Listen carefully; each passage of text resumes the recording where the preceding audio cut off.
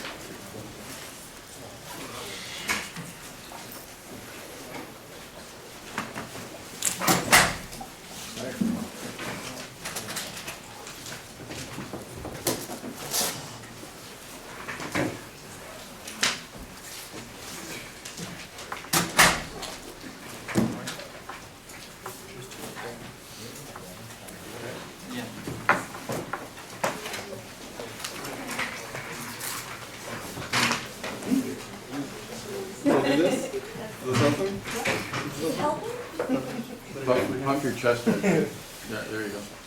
Techniques. The Humber time is a little different from the rest of the world. Time. Yeah. I guess I'll be on Humber time. Actually, I'm on real time here on my clock, so I'll just go ahead. Great. Hi. Nice to meet you. I'm Sean Rioux. I'm a developer, Drupal developer. I guess you could describe me as a site builder. You could describe me as a front-end dev.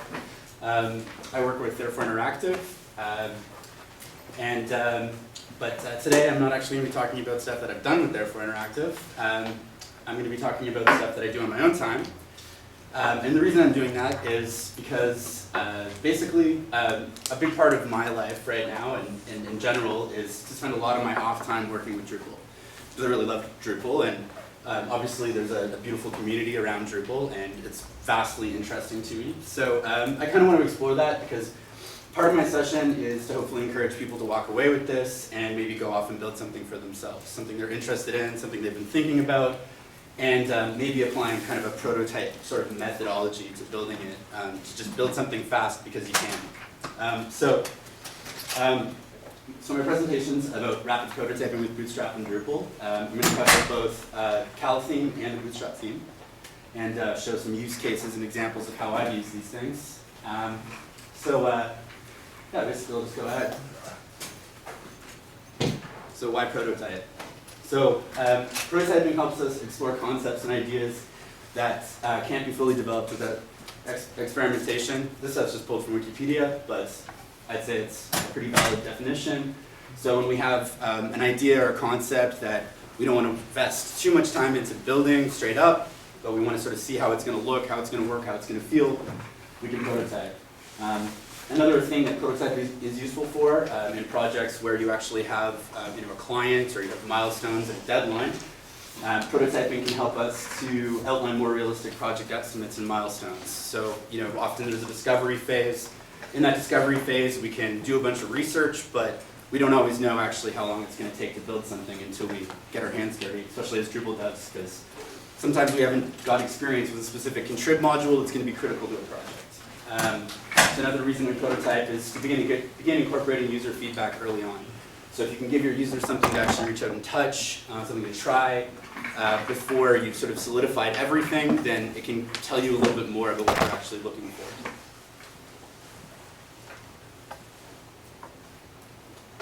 Okay. So the three topics I'm going to cover sort of broadly, I have some thoughts about prototyping with Drupal and Bootstrap, the value of it. I have a case study, a couple of examples of situations where I've used, and this is probably stuff that's been mostly in the past 3 months, sorry. Just a few examples of stuff I've done on my own time using Bootstrap. And then the third is a prototype kit that I've quickly whipped up with Kalatheme and Panopoly for building layouts for content-based sites with Drupal and Bootstrap. Okay, so just a broad stroke overview of some of the tenets of prototyping in general. Again, pulled from Wikipedia.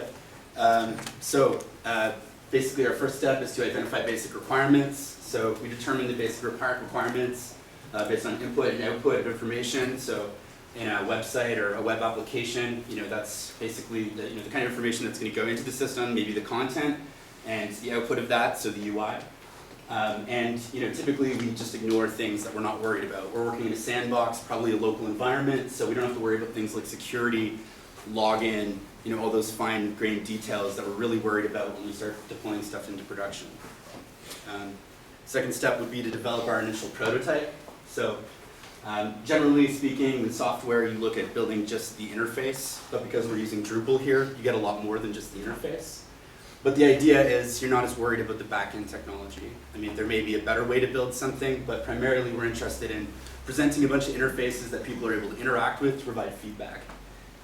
Then we go through a review phase. So we allow the customers or the end users, whoever it is who's going to be actually using this product in the long term, to take a look at the prototype and actually use it. And again, in this case, the idea is to actually hopefully get users interfacing with what you're building for them so that they can provide feedback. And then the next step after that is to synthesize that feedback into hopefully a bunch of useful changes that improve the prototype. So at this phase, you can certainly move on into a production phase. So say, therefore we have a sprint 0 usually. So if I manage to whip up a prototype during sprint 0, we might just move into production if the prototype is acceptable. If not, we might go into another prototype phase and take a little bit more time to work out the ideas we're working with. So in which case, we might go back into the prototyping steps before moving on to production. So why is Bootstrap a good fit for Drupal? Okay, so this is pulled from Bootstrap itself, but I'd say it's fairly accurate from working with it. I'm sure if you've worked with it too, you'll think it's accurate. Bootstrap makes front-end development faster and easier. It's made for folks of all skill levels, devices of all shapes, and projects of all sizes. So, Bootstrap in general, they've considered a lot.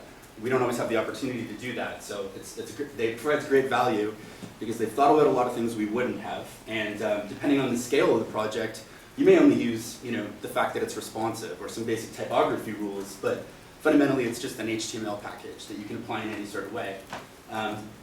Bootstrap is open source and extendable, just like Drupal, so it's a great pairing. They're both open source. They both have their own communities. They both have great documentation. So offers comprehensive and highly legible documentation. The Bootstrap documentation is great. There's a bunch of people out there using it. And when paired with Drupal, there's also a lot of great documentation for using it with Drupal, because a lot of people are doing that now. And my fourth point here, Drupal themes often require a lot of effort to make things look good. Bootstrap looks good with little effort. So just touching on this point, in the past, like at Therefore and just on my own, I've used themes like Aurora or Zen theme. These are themes that usually require a lot of effort to get them to look like something, whereas with Bootstrap, it just kind of looks okay. It kind of looks good right from the get-go. You can start putting content in with like a vanilla Drupal install, and it's going to work. The Bootstrap 3 theme doesn't even break Drupal. It's just nice. Whereas a lot of themes like Aurora, you're stripping away everything. You're saying, I don't care about this, I'm going to be theming from scratch. Bootstrap doesn't let you do that, and by being more confined, there's less effort, even if you have to undo a bunch of stuff and override a bunch of stuff after. We're talking about prototyping. So prototyping with Drupal and Bootstrap. So why Bootstrap pairs well with Drupal for prototyping. Drupal offers an extensive range of almost, obviously, plug-and-play functionality for all kinds of web application and content management solutions. So Drupal is awesome because of Contrib, because there's a bunch of modules out there that let you add messaging or add panels or whatever, all sorts of different solutions. What you see is what you get editor. You can choose your solutions and plug it in. Bootstrap offers a comprehensive front-end framework with all the bells and whistles, and it's fast to work with. So together, Drupal and Bootstrap offer a highly adaptable combination of rapid front-end development with near endless combinations of modular functionality, which is pretty powerful when you're just trying to make something work in a demo, right? So this allows us to build things that look great from the beginning while iteratively and often rapidly integrating new functionality and features. More simply, lets us build out and explore ideas without CSS or code.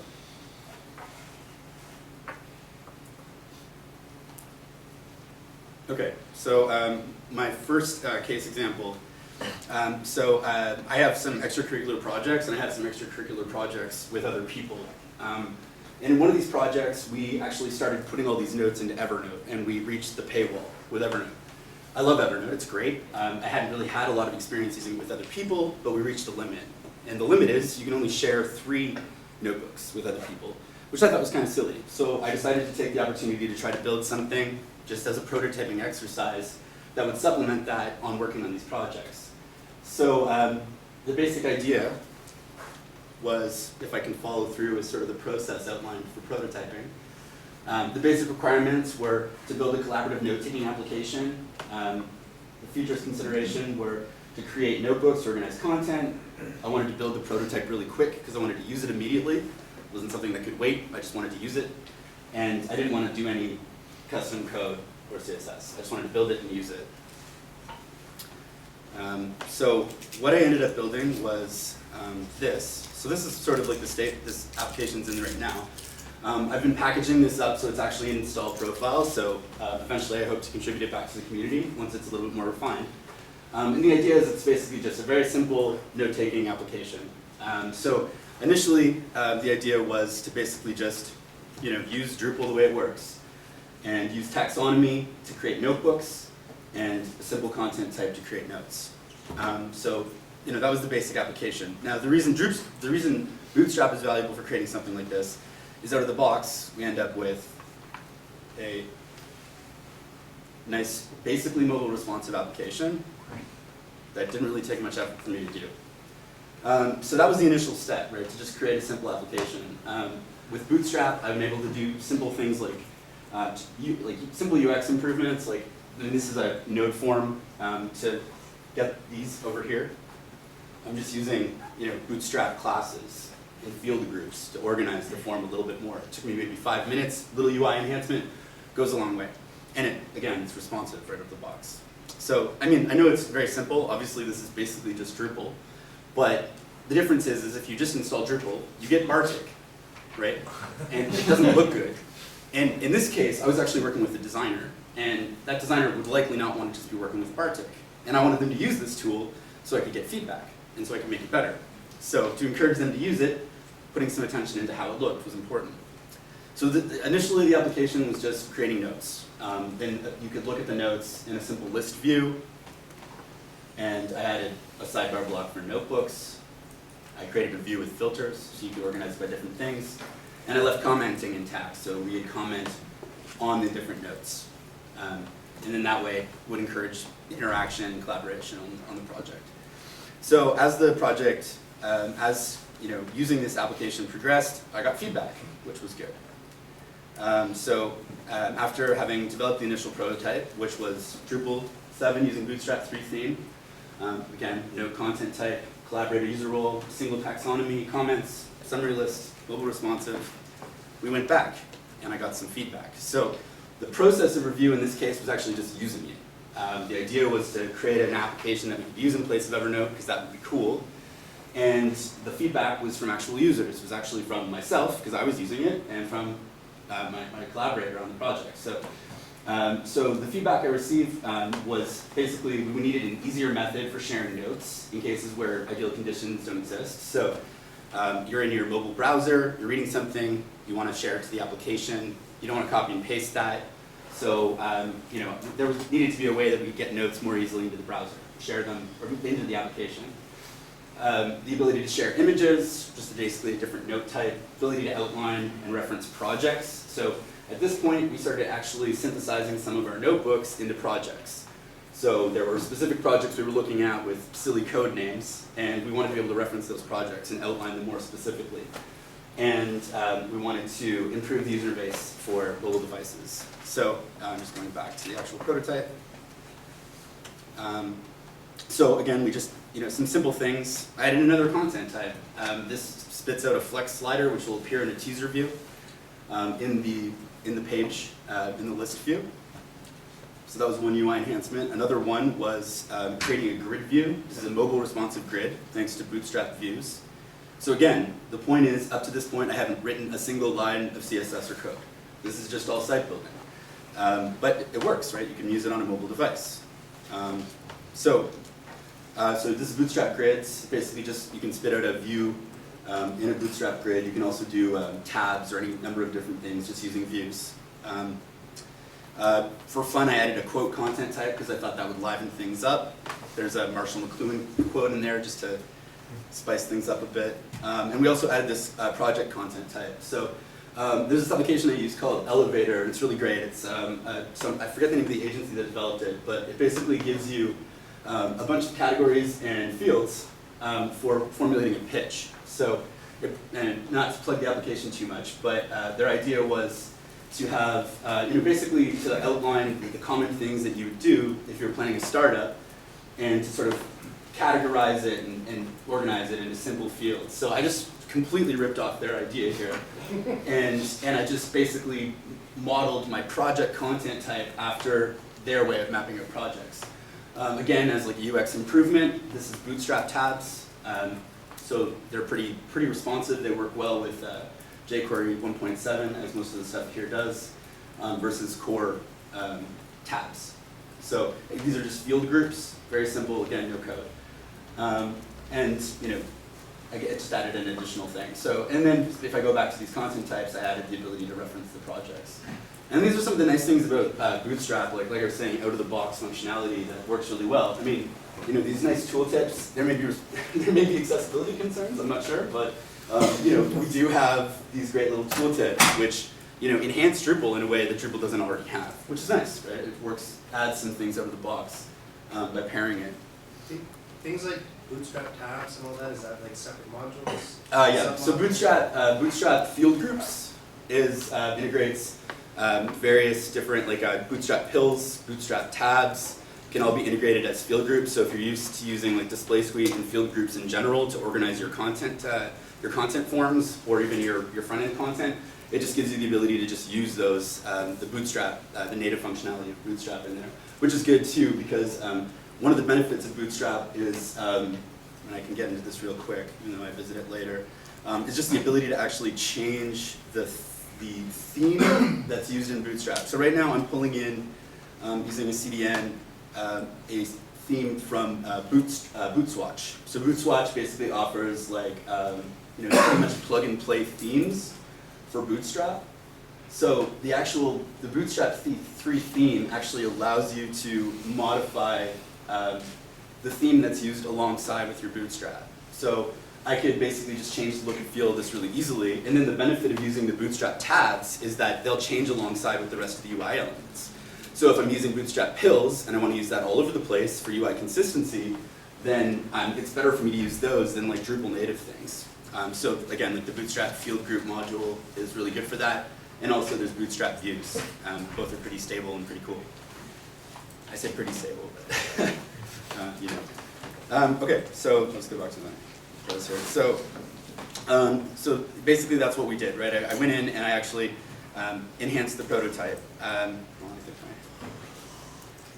So basically, I integrated the feedback from this. I've added mail handler to handle improved the ability to actually mail in notes. You're obviously not able to see that, and I can't really demo it, but that was part of the feedback, was an easier way to send notes. So I added the mail handler module, which is fairly simple to configure, and you can basically set it up to do mail-in content adding to a Drupal site. But I'd say all in, I probably spend about 20 hours on something that I'm now using, which is pretty cool, I think, like when you consider how many hours we put into big, huge, crazy projects, because the complexity is different. And obviously this is like very, it's prototypical, but like the idea with something like this is I can contribute it back, right? Like I made sure I built it in a way that I could actually package it up. And other people could take it further. I'll probably take it further. And as a working prototype, I think it's kind of positive. So just a few points on process and building this thing, because I obviously have other stuff I want to go into. If you're not familiar with features workflow, everything's been featureized, and I try to keep that nice and modular, so stuff's a little bit interchangeable. To actually manage the deployment of the site, because I wanted to get this up really fast, like on a domain that's accessible to other people. I have my own Ager instance running on my own Rackspace account, and so I can deploy this. If I wanted to, I could deploy a dozen of them, which I think is pretty awesome. So, Ager in the house over here. Props. And then, and just basically, I basically built it to be as primarily as functional as possible because I wanted to use it right away. So, instead of worrying about sort of the long-term architecture implications or anything, I just built it and I just used it, which is sort of the point of what I'm trying to get out with all this. And with Bootstrap in general, I'd say The nice thing about Bootstrap 3, which is sort of the most fundamental Bootstrap theme for Drupal, it's nice because it doesn't break Drupal. It just works. So highly recommend. So another example, similar example. So this, I'm not going to go as in-depth into it because it's a lot more sort of rough and a little bit more complicated. But this is an app that I've been working on, just as sort of an experiment that I've sort of built along the same similar principles in terms of prototyping. So I don't know how many people in this room are familiar with the application or with the app Tinder, which is a dating app. Basically, Tinder, it's a very, very simple mobile app that allows you to either accept or reject potential mates. So it's a dating app, and like the mechanic is great. And I honestly, even if you're not like single or looking to meet people, I suggest downloading the app because the interface is brilliant. So basically the point of the app is so you see a picture of somebody that you're interested in potentially, and if you swipe to the left, you reject them. If you swipe to the right, you're accepting them. You're looking to connect with them. If they also want to connect with you, you get a match and you can message them. And it's this really simple mechanic for creating a connection. So I was interested in seeing if I could build the same kind of thing in Drupal. Obviously the interface is a bit more of a challenge in Drupal, but I was interested to see if I could build the same kind of mechanic just using Drupal modules I was already familiar with. So this is Castle. This is something it's basically in a really rough prototype. I'll likely in the long term also try to release it as a distribution. And the idea is basically just to create a simple mechanic for managing connections. So you have a list of profiles. You can try to request a connection with someone, and if you want to make a connection with someone, you can approve. The app also uses private messages, which is a pretty easy to use plug-and-play module for Drupal for messaging. So there's threaded messaging. There's also user management. You can manage your connections, see who you've connected with already. And I mean, it's pretty basic. There's not much to it, but the idea was to try to build it in as little time as possible. So it's rough around the edges, but it's functional. There's a look to it, and that's Bootstrap. Just being able to actually do stuff really rough. I mean, there's maybe 500 lines of CSS, no custom code, just a bunch of Drupal stuff, and it maybe took me 40 hours max. Which is, I mean, that's 40 hours of like late nights, but still, the idea is just to try to take a project, an idea you have in mind, or even an app that you like, and then trying to build something similar to it, or exploring a concept. And with Bootstrap and Drupal, you can really do that. So that's just a brief preview of that. Again, I mean, eventually I'd like to actually, hopefully, bring that into a contrib space, but for now it's just keeping it a little bit close to the chest. You're the first people to see it.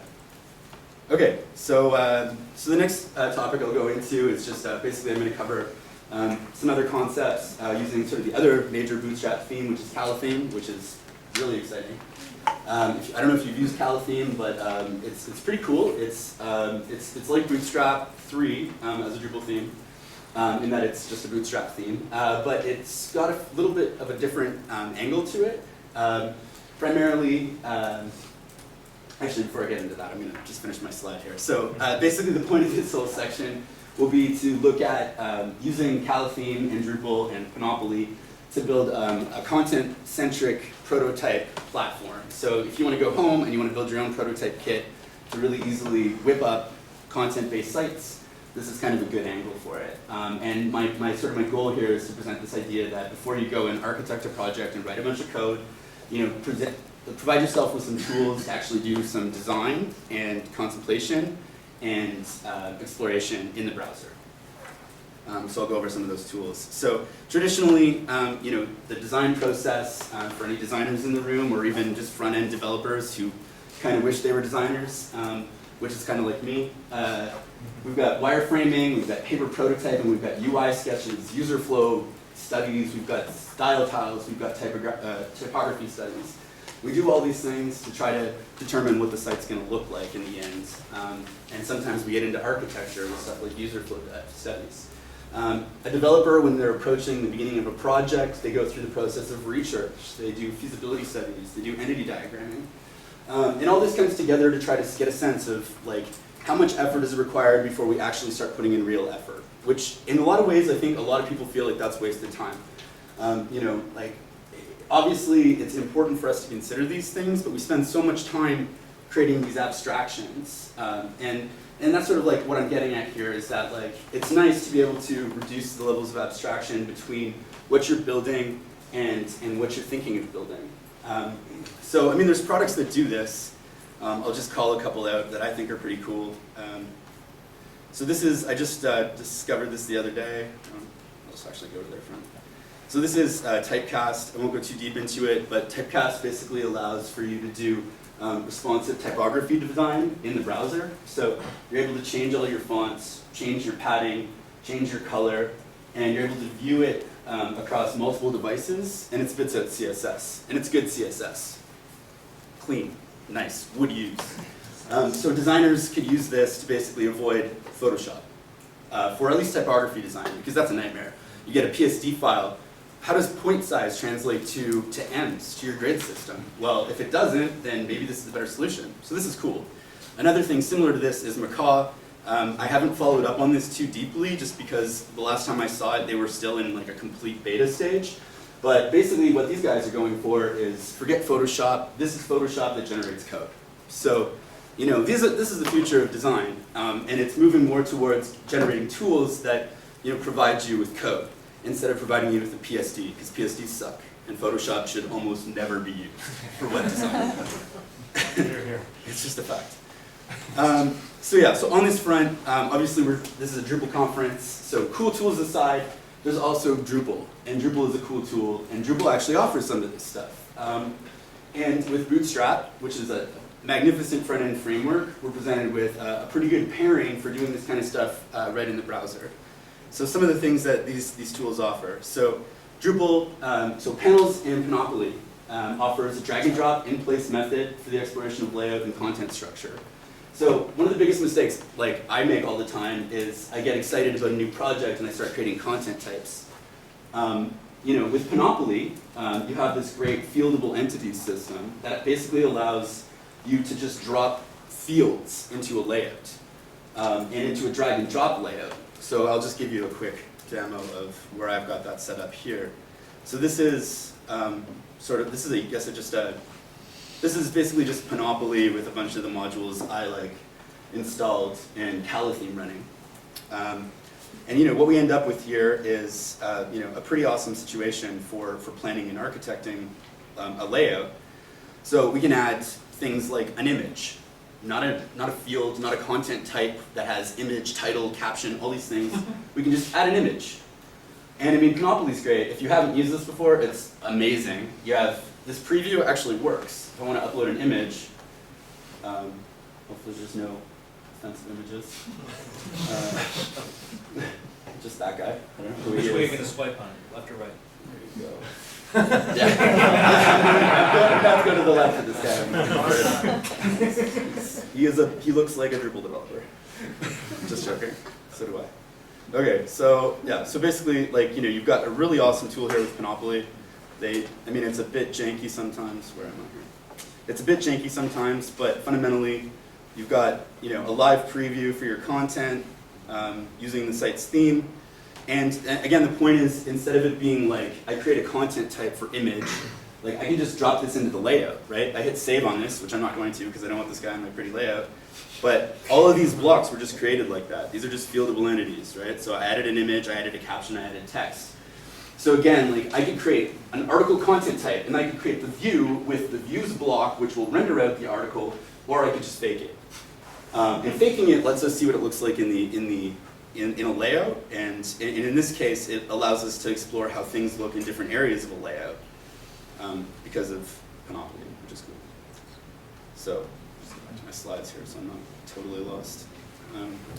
Yeah, and in addition to this, like some other things that Drupal offers in terms of other modules that allow you to do some of this in browser design. So Icon API, really great. Basically, it just brings in the ability to add various font icons, which I'm sure many of you are using, like Font Awesome, and integrate them via CDN and a module from the API. So this module has a module that allows you to add links, add icons to things like menu items. So if we go back to like this site, these were added without code. I didn't have to plug in anything. I didn't have to hook into Drupal's menu system. Somebody else already did it.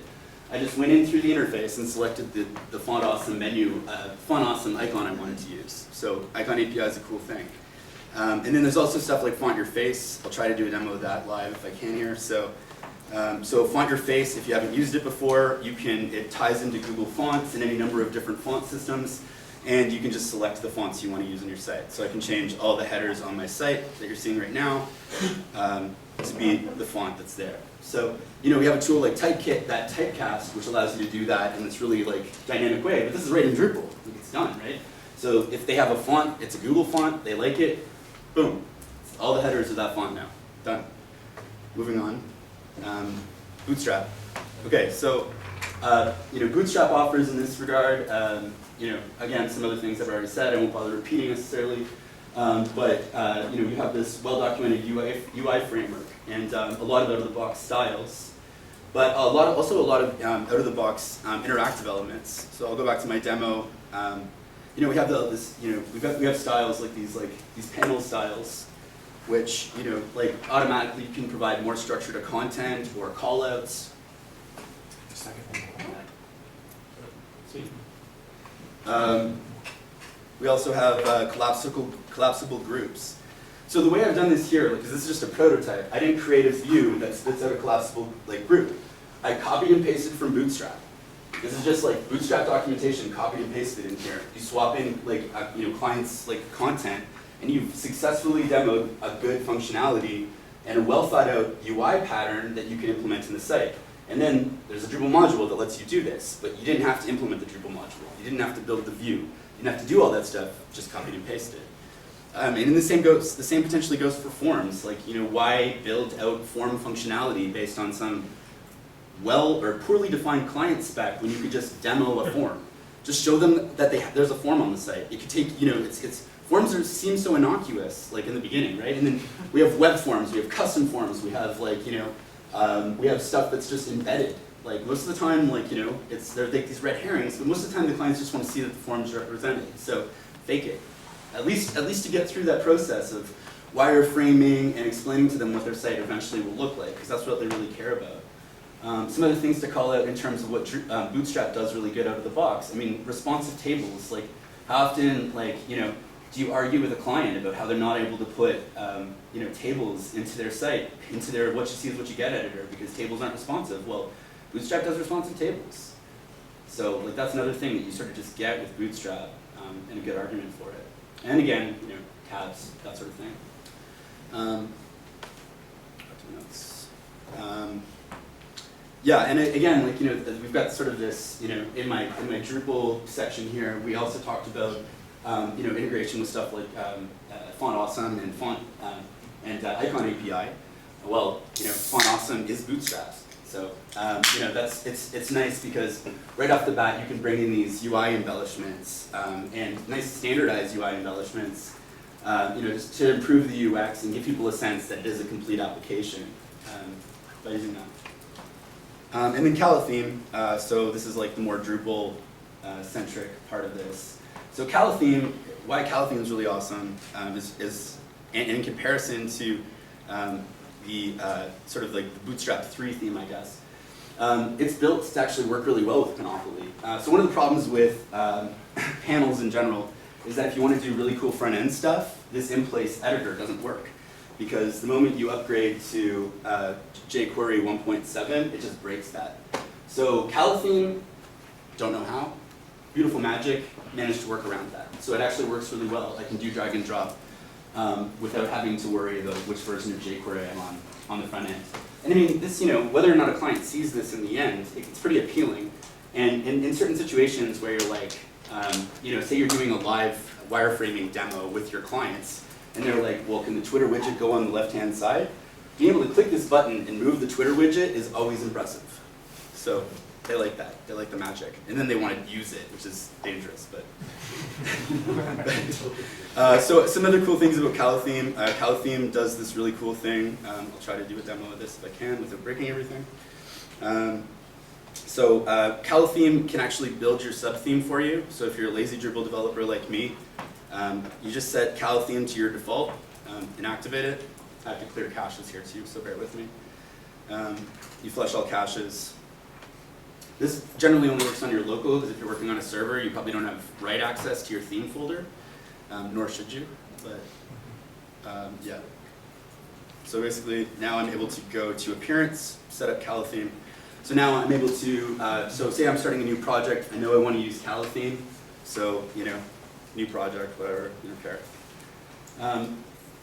I can pick a sub-theme base, so if I already have an existing Kalatheme sub-theme that I've created, I can select one of those. So if I've created a bunch of UI enhancements in one of those that I like working with, I can select one of my existing Kalathemes as my base theme. And then I can choose a Bootstrap library from Bootswatch to automatically give my website some swag. So Flatly is pretty good. I like Flatly. What else is good here? United's kind of ugly, but I'll just do it for the purposes of demo. So I hit Dress Me Up, and it saves the theme, saves the sub-theme, it saves the library in your libraries folder containing any of the additional libraries that you want to use with it, like if you're using Font Awesome. And it basically also activates the theme. So now I can just like go to the site, and we've got the site we've been looking at up to this point and a new theme, which is kind of cool. So I mean, and on top of that, just for like demo purposes, I mean, this is one of the things that's really hard to do with Drupal, like just swap out the theme. Because a lot of the time when you change the theme, you end up like, you know, it just breaks everything because you've got all these different block regions, and not everybody uses the same conventions. And if you use something like Aurora, they don't have any of the regions. They have no sidebar. So, so it's nice to be able to just actually change out a theme and see the appearance remain consistent. So I have some other examples here of like ones I've preloaded, just so we don't have to wait for it. But you know, here's a nice dark theme. Say you're making a music blog, you know. I mean, again, like, you know, I think what everyone's probably thinking is like, well, like designers like aren't going to want to let this just be Bootstrap. But the point is to get a sense of the overall look and feel, right? Like if you know someone wants a dark themed site, you can just do this and you can start moving away from that over time. Like, there's certain things that are just pretty standard. Like if you have a black site, you're going to have white text. Not something you really need to think too much about. Call to actions, collapsibles, all these kind of things are pretty standard UI elements. So yeah, so that's Kalatheme. I think it's pretty great. If I had to pick between the two, it's like project based. Again, my earlier examples, they were kind of, you know, web applications I wanted to work really like easily, like sort of from the beginning. Whereas Kalatheme, like working with panels, like you end up with a pretty stripped down version of Drupal, and you have to kind of build it back up. So if you're looking to just sort of install something to start playing with Bootstrap, definitely go with Bootstrap 3. If you like panels, Panopoly and Kalatheme is great. So just some process considerations to go over, like sort of things I may have touched on already, but you know, like I think like sort of the idea here is, you know, and the value in having, you know, sort of a drag and drop layout that you can play with. The value here is that you're able to sort of present a UI, present a layout, present pages, present your entire site if you want, without actually necessarily building any, like writing any code or specifically building anything. And the value in that is that like people feel the project's coming together, and then you can sort of from the back like plug in better functionality. You know, it looks like it works, it looks like it's doing something. The client cares more about that sometimes. And so you can easily, like over time, just swap stuff out. This can become a content type, right? You create a modal content type or a call to action content type where this, like, you know, this, like learn more, which is like a Bootstrap modal. Just to demo it. You know, like where this actually is generated by a content type, right? There's any number of different ways you could do it. You could do it with a display suite field that just outputs a button with a modal. This could be its own body field in the call to action content type and a second title field. So you could have a content type that generates modals. However you want to architect that solution, it doesn't matter. In the beginning, the idea is the client wants some sort of way to, you know, call something to people's attention when they land on the site. You can demonstrate that, make sure you actually understand what they want, and then you can actually go from that abstraction into something more architected and built. And I mean, it's, you know, it's no different. You're just able to drop in a new block, right, or a new panel. So my point here is, you know, copy and paste before you architect, big it before you make it. So, you know, build your pages and layouts before you start plugging away on content types. I mean, it's not the strategy for every project, but like if you're doing something simple and content-based or layout-based, or if there aren't a lot of designs, it's a good way to do it. Start simple and swap in more robust architecture. And in the long term, if you don't need dozens of field structured content, don't use dozens of fields. So, you know, sometimes clients get really confused with that. Panels can allow you to actually just drop in these objects, these fieldable entities, and you can expand on that because you can create your own fieldable entities. And like if the concern is, you know, I'm not poo-pooing structured content, if the concern is of this and building, so say you want to build a service that spits out this, you know, fieldable content into something more coherent that you can then turn into, you know, say like, if you saw Alex's talk on decoupled Drupal, so say you wanted to take all the relationships that are generated by all this content, all these fields being dropped into a page in panels, there's actually ways to do that because you're still creating a relationship, right? So you still can spit out a service that's like spits out all this data in a structured way and just follows the DOM order and provides like, you know, so you can still do that kind of stuff, like where you're like pulling structured data out of it, but the strategy here is instead to break that into like fieldable entities instead of creating a content type that holds all the structure. So the structure is the layout instead of the structure being the content type, which people don't always get, especially designers. So, and my other point, which I've said a bunch of times, like it's, you know, like don't write CSS until you have to. Like, it's awesome not having to write any styling until you're actually at a point where you know what the thing's supposed to look like. If you're working with designers, don't start writing CSS until you have the designs. You're just wasting time. You're gonna have to throw it all away or override it. So, you know, that's why Bootstrap's valuable. You don't have to do that. You can wait. It still looks like something, and then eventually you can pull, you know, some of that Bootstrap out if you don't need it. But yeah, and also, you know, like it's sort of another point here along the same line of thoughts.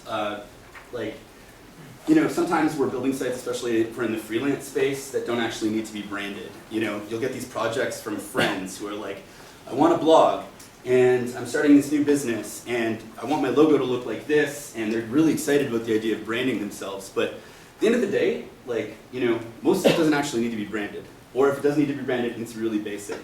You know, like, we oversell this idea of a design, I think, in a lot of ways, where, you know, people are worried about background image and look and all this stuff. But fundamentally, like, you know, the most important things are content, you know, what your message is, you know, images go a long way. And Bootstrap's good for that because it's pretty nude, but it does think about things that you wouldn't otherwise think about. Like, your client isn't generally concerned with the branded modals, right? They're concerned with like the background image, that's the ocean, or any number of different things that they're worried about. We had one project where I must have spent 3 hours making sure a pineapple was positioned exactly where it was supposed to be at the bottom of a responsive website. I mean, that's, you know, like that level of branding is wrong, right? It is, it's because it's, you know, like, you want to drive value for your clients, right? And you're not driving value when you're just like accepting that, like, you know, you're spending 3 hours on positioning a pineapple. So, you know, so again, like the idea here is like when you have control over this, or if you have influence over your designers, fight them, fight for standard UI patterns, and Bootstrap is used all over the place in applications that people use on a daily basis. So, you know, trust smarter people than yourself to like help decide what UI patterns you're using, because branded UI patterns isn't a thing. So yeah, so that's basically my talk. The only other thing I'd say is, you know, sort of the whole point I wanted to get at here, and why I sort of focus more on something, I guess, you know, in terms of personal projects than necessarily stuff I've done at the agency level, is, you know, just that I'm sort of trying to encourage with this that people go home and actually try to build things. You know, like as developers, like you spend a lot of time at work, you know, working in sort of very specific ways. You might be on a project for, you know, a year, right? And you know, you could get bored. You could complain about it, or you could go home and you could spend another 20 hours a week or 40 hours a week building other things and, you know, conceptualizing ideas and building them. They don't have to be business ideas. They don't have to be things that are going to make you $1 million. Just, you know, install Drupal, try out some new themes, try out some new modules, and try to nail down some functionality that you didn't think was possible. You know, like, don't be, you know, if you're doing things in a sandbox, you don't have to be afraid about like breaking the Drupal rules, right? Hack a module, go ahead. Delete a bunch of code, it doesn't matter. Because you're doing it outside of, you're not worried about building something that in the future somebody else is gonna have to maintain. You're just worried about prototyping. You wanna build this rough, sketchy thing. And if you look at like the industrial design world, prototyping means working with 3D printers, which aren't necessarily all that clean all the time. It means working with duct tape. It means working with cardboard. That shit's messy, and like, you know, it's like, the nice thing is that in this world, Drupal's already done a lot of that work for us, so we can actually build something that looks good and has some functionality out of the box. So we should do that more. If not just for fun, just to drive things forward. So yeah. Anyway, that's basically my talk. I hope you enjoyed it.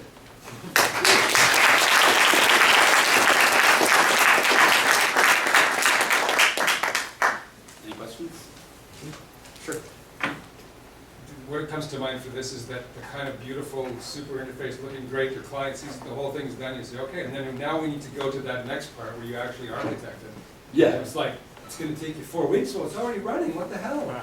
Yeah, but I mean, What's it doing back but there? this is the difference, right? I mean, I don't know if anyone had an opportunity to see my friend and coworker Clement's talk on Merlin. Yes, So yes, that you saw the Merlin presentation. So you saw how the way he managed to take well planned out architecture and build the content types from that.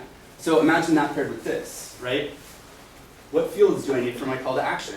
I don't have to ask that question. The client's confirmed this. So we can build it in 15 minutes using Merlin. So it's less of a concern if you've planned it well and if you're working around the methodology of planning, which is the idea here. Where this comes from, but it's like the 80-20 or whatever, right? We shouldn't be, as developers, spending so much time just trying to make it work the way it's supposed to work, right? We should be spending a lot more time figuring out how we're going to do that. And when we take the opportunities to do that, we come up with cool things like Merlin, right? If you were at that project, some of the backstory on that, we were just looking for ways to basically, take a project we were working on where we knew there was going to be a bunch of manual work and avoid manual work. And Alex was cool and was like, yeah, that sounds exciting. And so we built it, and now we have a cool tool to minimize that. But the nice thing about doing stuff rapidly is not that, you're right. When you go back to the client and you say it's going to take 4 weeks, they don't give a crap. Even if it's an Agile project, when we're an Agile shop, we so rarely have clients that get that. They're like, well, yeah, but our deadline's here, and here's all the functionality we want. So for us, it's if we know that's the case, we can still do things in an Agile way, and we can still be clever about the way we do things. But the best way to minimize those kind of risks, being stuck with a pile of functionality you need to build and a really pretty UI, is to make sure that you're planning like crazy, and you're also taking risks with planning, where you're okay, is it crazy to make a giant spreadsheet of all of your content types? Is it crazy to build all of your front-end layouts with zero functionality? Well, you've got to find ways to cut through the bullshit where clients are like, yeah, I love Agile. And then they're after 2 months, they're like, where's my finished website? Well, we need to find ways to subvert that. And it's not just by sticking to our guns, it's by innovating, right? So, anybody else? Cool. I got one question. Sure. Have you tried playing with the Bootstrap accessibility plugin? No, I didn't have a chance to. But yeah, I know that's a concern for some of this stuff, and obviously, that's a huge mandate for us. So I think because this is awesome. Get something that you can actually work with and Mhm. play with and touch. Yeah. And I wonder how we can shorten that to actual working, the actual production site. Right? Well, for sure, right. And pull out that's some pieces and put in some well thought out content. for sure, right? For sure. And that's part of the thing, right? For the most part, it isn't that bad. It's pretty close to that, anyways. You could we've had any number of projects that using this as sort of a baseline structure would have been a lot faster. And recent projects where we just internally we started using Aurora. I don't know if anyone here used Aurora. Aurora? Aurora is really cool. I loved Aurora when I first used it, but the problem is that it's a gutted Drupal theme. And kind of the nice thing about something like Bootstrap is that it's just got some of that stuff considered. So if from the base, this is highly distributionable because it's Panopoly, and Panopoly gives you documentation on how to build a distribution on top of Panopoly. So I can take everything that I've done here, and this took me 8 hours, maybe 16 hours, mostly sitting in the other presentations and in the office the other day to whip up. Because it's mostly Panopoly, right? It's just putting together all these moving pieces. So we could put together a distribution with the PayPal, the integration of the PayPal accessibility plugins with our own accessibility solutions, and you have something that's so much closer to being the kind of products we want to put out, but pre-built. So it's definitely doable. It's just about putting the time into packaging, right? I always try anything I'm building. I end up I start thinking about the distribution I'm building as I'm building it, because I want to be able to build 10 of those things and not lose like wasted time or like waste time on things. So, you know, with this, like it's, you know, we can do that, which is cool. And I mean, like for stuff like that, I mean, it's obviously a concern, but prototype.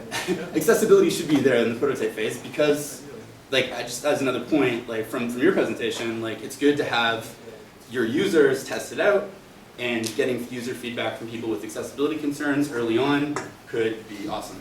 So, yeah. You weren't going to get away with it. Getting grilled. I grilled him at his talk, so yeah. Yeah. So, just curious to get your comments and your thoughts around multi-channel publishing, where you have a very tightly coupled theme to the Drupal site. So, let's say a client comes back and says, "I'd like an iPad app that takes part of this content." What would be kind of your ideas around strategy after implementing it this way? Okay, so if this is, so like let's look at this from the perspective that this is, we actually want to go ahead with like a Panopoly based site. So Panopoly basically has two different types of page layouts. So they have landing pages and content pages. The content pages are basically, you can drop a bunch of fieldable entities into the page. But those fieldable entities actually exist in like a structured order on the page. It's storing it in a structured way, and you can actually spit out a view that like compensates for that. So if you want to build a service, right? So you can hit one of those endpoints, like an app. You know, you can still do that. I mean, if the client doesn't want to have this site at all, and you want to just build this as like, you know, a separate, you want to take what's demoed here and then build a static site from this, fine, it's just Bootstrap. This is Bootstrap, right? Like, and if you need to output the content, fine, you can output the content in a structured way. So you're hitting both points. So when you're saying structured, you're saying structured with the root being the page, though, right? Yeah, but I mean, like structured, like what else would you? I mean, like it also has a node ID attached to it, right? Or a page ID. I mean, anything that you're doing in Drupal is going to have some sort of unique identifier, and the pages are, in fact, like node pages or panels pages. So there's going to be an ID. You still have content types, right? Like on Yeah, the you can left do side that. where you have contextual panels, that title there, right? Yeah. I mean, if those were press releases. Yeah, Now, you're saying that it's structured based on the page, but still, those press releases are still going to have a root to press Well, release yeah. content type. Right. So it can still be. I mean, like there's two disseminated different strategies here, right? Like right? if you wanted to go for a pure layout-based site, then I'm, you know, Panopoly does a great job of just providing you with like fieldable entities to lay out a page. But if you need to abstract that, or if you need to, you know, take that out and actually architect something more clever and more robust, I mean, yeah, you're right. These are content types in a view. Like the eventual output for any of these things is probably going to be generated by a view, a content type, a custom entity, whatever. In which case, you can spit that out in any kind of structured way you want. I mean, but the thing is like, you know, basically the other side of that is sometimes, you know, that's not the intention. And I mean, like, you know, I also want to speak to people in this room that are freelancers, that are using Drupal to build sites for their friends, and they're not thinking about multi-channel publishing on a grander scale. Maybe, but but you know, if they're just going to build a simple site and Drupal's the framework they're using, like giving people the ability to just drop content in is great. Those people aren't worried about the blog problem, right? They're not worried about structured content. They're not worried about the bigger picture because it's less accessible to them on their budget of like, you know, $400. Which is way too little for a Drupal site. But you know, if they have a good friend, maybe they'll do it. It happens, right? Use Squarespace or whatever. Yeah, no, I know. Go start a Tumblr, right? That's like what we say. But you know, it's like, you know, sometimes we're nice to our friends. I've built a couple of Drupal sites for my friends I shouldn't have. Now I just do WordPress sites or tell them to go use Tumblr. But yeah, I mean, like, you know, obviously there's a number of different ways to do it. And I mean, fundamentally, like, you know, like, it's all about, you know, the nice thing about this drag and drop thing is that prototyping stage. But eventually, the idea is to expand out your architecture, make it more robust. And then you At the end have, of the day, it's still the same thing. It is tightly coupled, but it is also decoupled. Because this is your front end, and those layout choices that you make, and also the combination of the different content types, it's all front end. right. Right? Well, I mean, and the fundamentally, back end structure, as long as that's still structured content, yeah. you can still accomplish the multi-channel publishing. Right. And what I would assume too, like, I mean, you know, like just based on the conversations we've had about decoupling, that, I mean, if you wanted to, you can carry over this layout too. It's just structured HTML.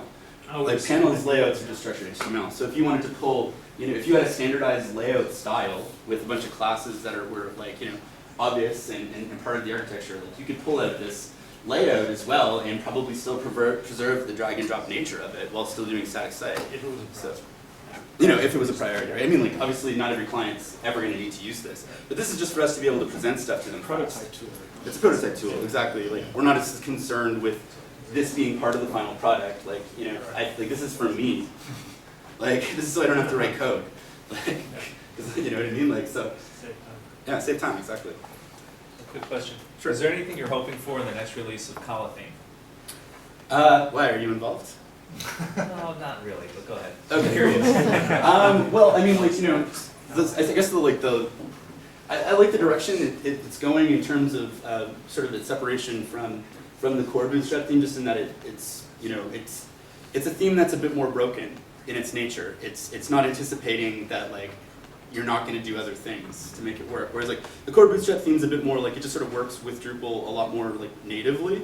Whereas, like, Kalatheme, like, I feel like, you know, there's some things about it that need a little bit more configuration to get it looking good and working good. I'm okay with that because I like panels, and I'm used to breaking Drupal and throwing away the entire block system, because fuck it.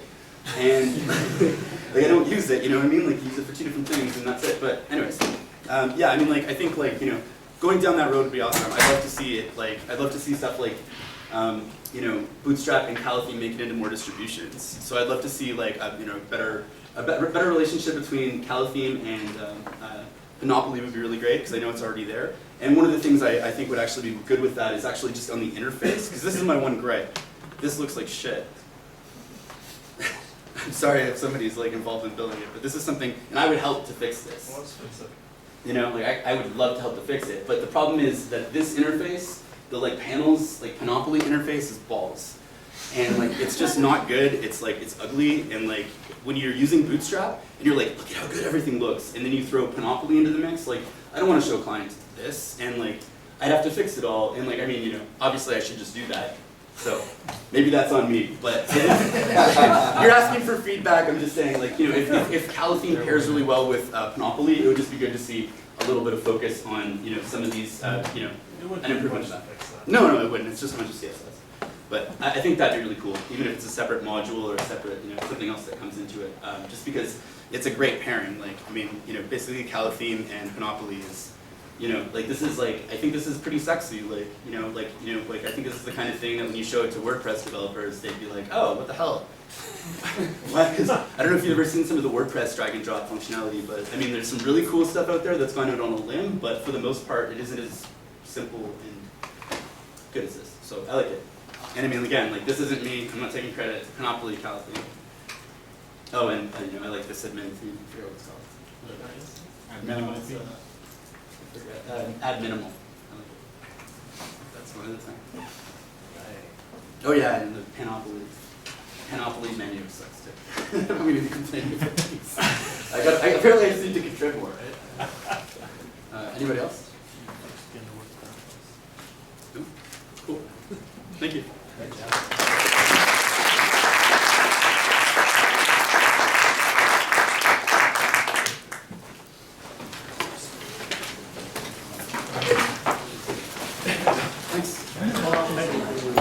No, you didn't. No, it's like, I at least had an opportunity. I knew it was coming. I knew this was the question.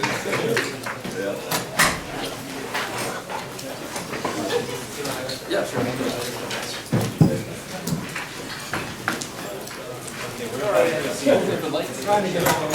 That's right,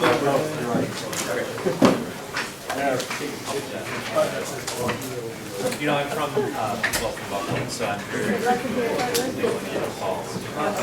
Oh, really? And it's so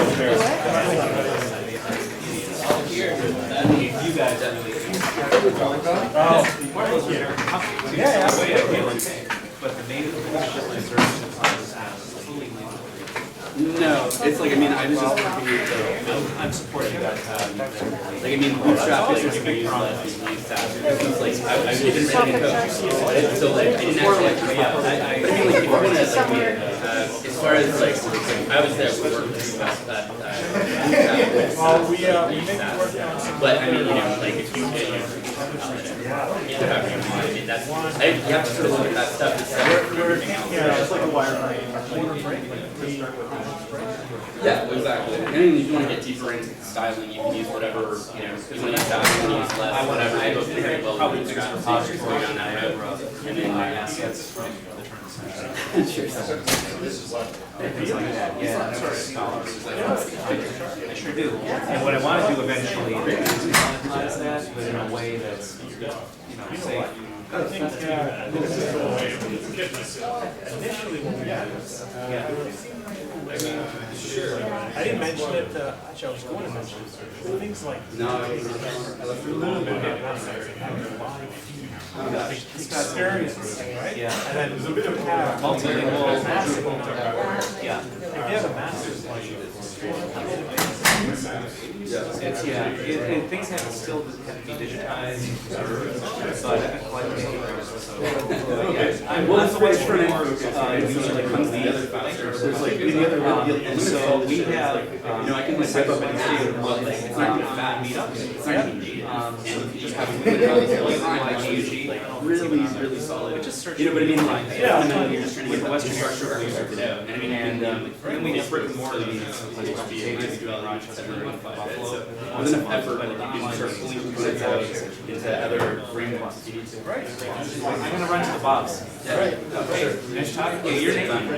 Aaron. I'll call her. Your name? Alex. Alex, you're Alex, right? Okay.